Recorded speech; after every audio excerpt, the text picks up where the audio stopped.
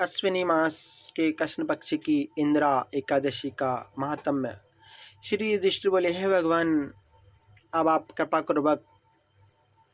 कृपा पूर्वक अश्विनी मास के कृष्ण पक्ष की एकादशी की कथा कहिए।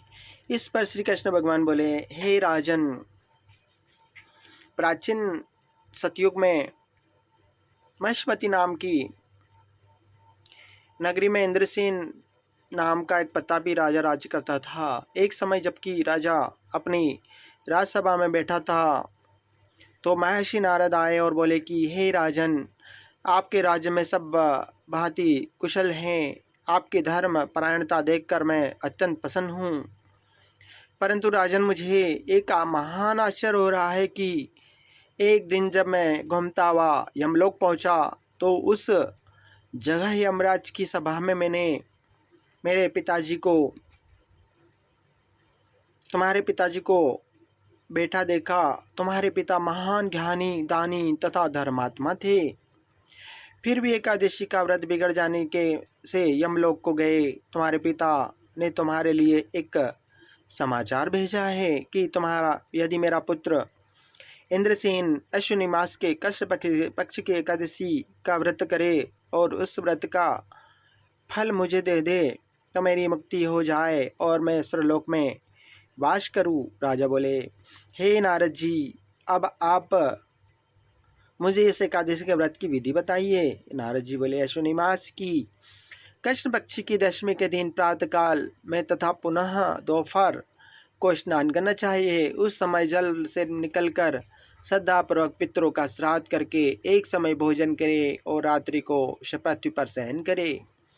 अगले दिन एकादशी का भक्तिपूर्वक व्रत धारण करे। कहे कि मैं आज निराहार रहूँगा और समस्त भोगों को त्याग कर कल भोजन करूँगा। हे भगवान, आप मेरी रक्षा करने वाले हैं। आप मेरे व्रत को निभाइए। दोपहर को विष्णु भगवान तथा शालिग्राम की पूजा करे तथा भूखों को भोजन कराए और दक्षिणा दे।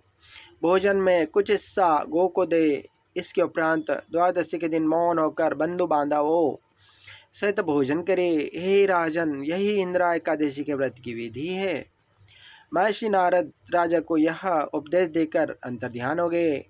राजा ने इंदिरा एकादशी के आने पर उसका विधि पूर्वक व्रत किया, जिससे उसका पिता यमलोक से गरुड़ पर चढ़कर स्वर्गलोक को गया। राजा इंद्रसेन भी स्वयं एकादशी के व्रत के प्रभाव से इस श्लोक में सुख भोगकर अंत में स्वर्गलोक को गया।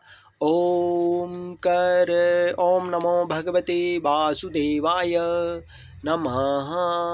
ओम कर्पूरगौरवं कर्णावतारं संसारसारं भुजगेन्द्रहारं सदा वसन्तं हृदयारविन्दे भवं भवानी सहितं नमामि। जय हो।